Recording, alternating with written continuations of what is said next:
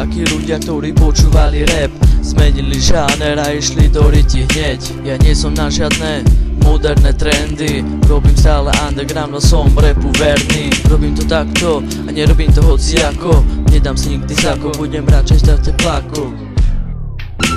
Pre niekoho je hudba zabitá a niekto namiesto toho len číta šlabika. Neviem kam sa rabu, nech idú odtiaľ preč a nech počúvajú tento môj dobrý rap. Ja som zostal stále tu a robím underground a teraz počúvajte tento môj skvelý sound. Niekto robí techno a je to celé zlé a ja som zostal iba sám jediný v hre.